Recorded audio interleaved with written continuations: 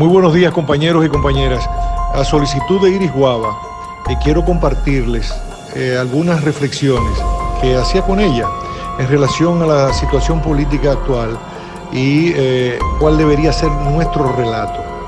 Quiero insistir en esto último del relato, porque en toda participación política, en toda intervención mediática, uno tiene que haber construido previamente un relato que sea coherente, persuasivo y que esté en sintonía con lo que son las percepciones ciudadanas.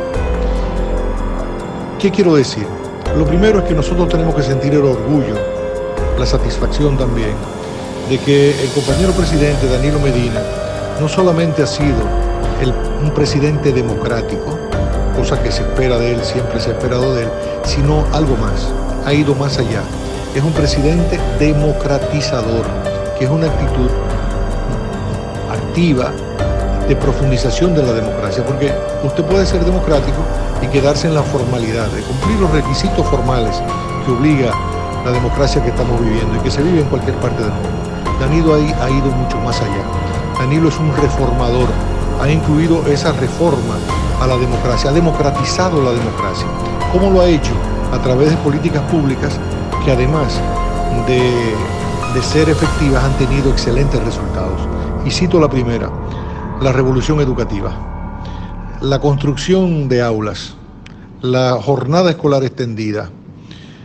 Todo ello lo que apunta es precisamente a democratizar, a hacer masivo el acceso a la educación de los hijos de las familias más pobres y de clase media baja. Porque, como él lo explicaba en la campaña, ¿no? El diagnóstico es que había deserción escolar, repitencia escolar debido a los problemas de pobreza de los hogares. Pero al mismo tiempo, con la jornada escolar extendida, Danilo ha sido mucho más efectivo que cualquier discurso feminista o a favor de las mujeres que ha habido en nuestro país. ¿Por qué? Porque como resultado de la construcción de escuelas, de la revolución educativa, de la jornada escolar extendida, se ha liberado a las mujeres, a las madres, en un 40%, recordemos, de los hogares están encabezados por madres solteras, se han liberado de la carga de tener que atender a sus hijos, sino que ya estos están en la jornada escolar extendida y entonces se le ha liberado, ¿verdad?, tiempo para su capacitación o para su empleo. En ese sentido también ha habido una democratización de la política hacia las mujeres dominicanas, en concreto, no en discurso, en concreto. Pero lo mismo podemos decir de la salud. Ha habido un proceso de democratización de la salud. El hecho de que el 76% de los dominicanos y dominicanas tengan un seguro familiar de salud, pues precisamente eso ha ampliado el acceso de los dominicanos a cobertura de salud segura. Y en el caso de los más empobrecidos, de los más pobres, estamos hablando del régimen subsidiado, el 100% de aquellos que caen dentro de lo que es el régimen subsidiado tienen un seguro familiar de salud. La renovación, el remozamiento de los hospitales también forma parte de esa política de la democratización de la salud, porque ahora hay una verdadera atención con dignidad. Hay una revalorización del ciudadano y de la ciudadana de la República Dominicana cuando asiste a los hospitales. ¿Por qué? Bueno, porque la atención es una atención que está basada en la humanización del trato, de la relación. Tenemos habitaciones con una o dos camas, aire acondicionado, con los gases médicos instalados ahí mismo en la pared. Es decir, ha habido todo un proceso en el caso de la salud que apunta a la dignificación. Y hablemos de la eliminación del copago, hablemos también de lo que ha significado Promese, el ahorro, la centralización de las compras de las medicinas en Promese para facilitarlas al Sistema Nacional de Salud, pues ha significado un ahorro extraordinario para el Estado, que ha podido invertirse también en políticas efectivas hacia el área de salud. Podría mencionar muchas más y no quiero cansarles porque todas ellas ustedes las conocen. Lo que quiero es insistir en que ha habido una política transversal de democratización de parte de Danilo Medina. Lo mismo puedo decir de la democratización del crédito a través del Banco Agrícola. Más de 100.000, creo que son 135.000 millones de pesos, nunca en la historia. En estos 6 años, Danilo en estos casi 7 años, Danilo ha entregado a través del Banco Agrícola mucho más que en toda la historia del Banco Agrícola anterior a él. Lo mismo podemos decir de Banca Solidaria, también de las visitas sorpresas. En fin, ha habido un proceso de democratización del crédito para que cada vez más dominicanos y dominicanas puedan acceder al crédito, pero también a tasas en las que los ciudadanos no estén penalizados, que tengan que hacer transferencias de sus recursos, de sus ganancias hacia las instituciones financieras. ¿Por qué? Porque las tasas oscilan, bajaron de 16, 24 a 8% y hasta 5%. En el caso de la leche, creo que hasta 10%. De modo que ha habido una política sistemática de democratizar el crédito en respaldo a las micro y pequeñas y medianas empresas. Recordemos también el decreto que obliga a las instituciones del Estado, que lo elevó primero y que obliga a las instituciones del Estado a adquirir más de un 20% de todas sus compras o contrataciones a MIPYMES. Que en muchas instituciones, yo lo digo en el caso de DICOM, nosotros más del 95% de nuestras compras las hacemos a MIPYMES. Lo mismo podríamos decir además del crédito de las compras públicas. Cuando llegamos al poder en el año 2012, apenas habían 19.000 proveedores en el Estado. Ya superamos los 80.000 proveedores del Estado, de los cuales casi 20.000 son mujeres. Mujeres proveedoras del Estado en el año 2012 apenas llegaban a 2.000 y tantos, no llegaban ni a 2.500 proveedores. Ahora son casi 20.000, lo que también revela lo que decía anteriormente con la jornada escolar extendida y las madres solteras, que se han creado en nuestro gobierno oportunidades democratizadoras a favor de las mujeres en concreto. Lo mismo podemos decir de la vivienda. Ha habido una política democratizadora de la vivienda con la política efectiva de aplicación de la ley del fideicomiso, la alianza público-privada para la construcción de viviendas para sectores de clase media y clase media baja.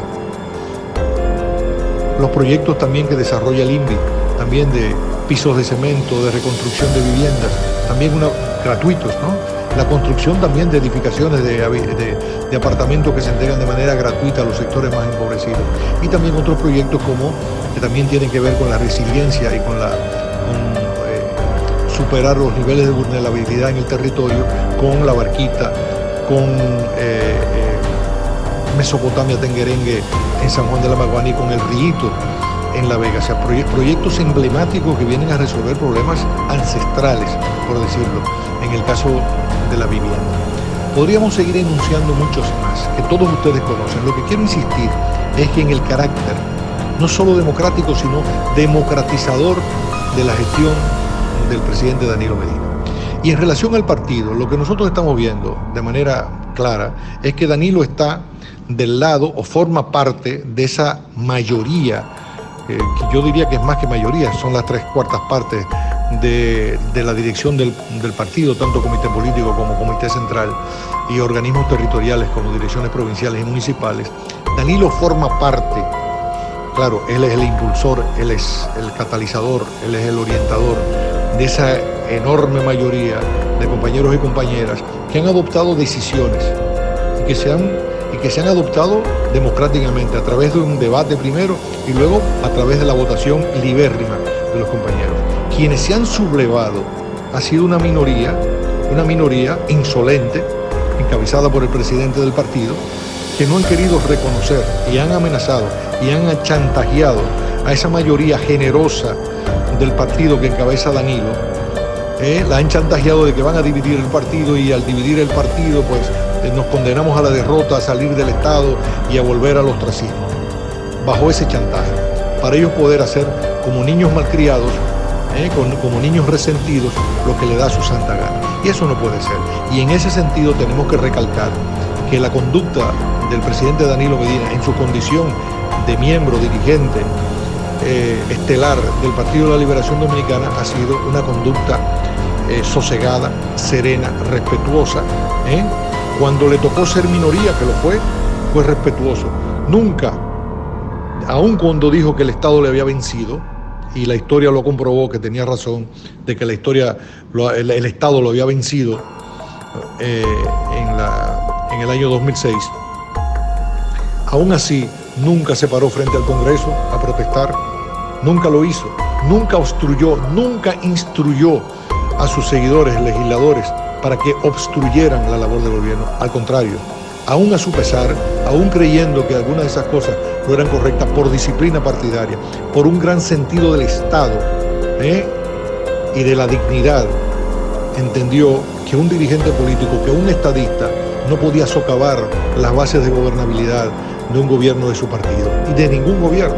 Por lo tanto, nunca se postró, se inclinó ante actitudes levantistas.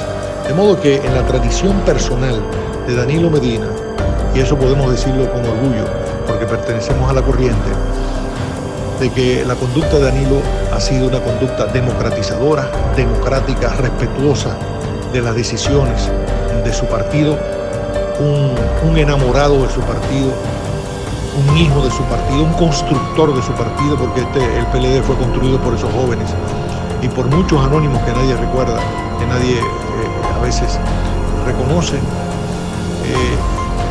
Y sin embargo, estos señores que lo acusan de tener actitudes despóticas o dictatoriales son los que están asumiendo en la práctica, a través de la insolencia, del levantamiento, de la protesta, conductas verdaderamente dictatoriales. Pobre de este país, pobre de nuestro país, pobre de nuestro partido, si esa minoría se convierte en mayoría y si esa minoría regresa al Estado y regresa a la jefatura del gobierno y del Estado. Pobre de nuestro país y pobre de los compañeros y compañeras del Partido de la Liberación Dominicana. Porque su conducta degenerativa, porque ha habido un proceso de degeneración, no nos perdamos en eso. Esos compañeros que conocimos hace 40 años, hace 30, muchos de ellos se han degenerado y han llegado a las actitudes que hoy conocemos. Tú dices, bueno, pero ¿cómo es posible que Leonel tenga esta actitud? Sí, es posible, ahí está. Ha habido un proceso de degeneración política. Mientras Danilo, podemos decir que ha ido creciendo, se ha ido fortaleciendo, su condición de estadista ha crecido con los años y es hoy mejor que en el 96, mejor que en el 2000, mejor que en el 2006. Eso lo podemos decir con toda seguridad. En el caso de Leonel ha habido un proceso inverso, como esas enfermedades degenerativas que nadie las puede parar. Pues eso es lo que ha pasado. Y ha contagiado a todo ese grupo que le acompaña. Y entonces, bueno, pues ya no son esos compañeros que conocimos hace 40, 30 años, sino que son otros. Ese que conocimos hace 40 ya murió, ya dejó de existir. El que hay es algo que no se parece en nada a aquello que una vez creímos, que una vez militamos juntos y que una vez con muchísima alegría construimos este esfuerzo político. De modo pues que, compañeros, yo pienso que yo saludo la iniciativa de ustedes que me ha comunicado Iris Guava. Estamos en la mejor disposición de colaborar con ustedes, de ayudarles en todo el esfuerzo que ustedes están haciendo, pero no quería, como lo había hecho ya con Iris Guava, no quería perder la oportunidad de compartirles estas reflexiones, porque pienso que quizás podrían ser útiles para todos ustedes. Les envío un fuerte abrazo.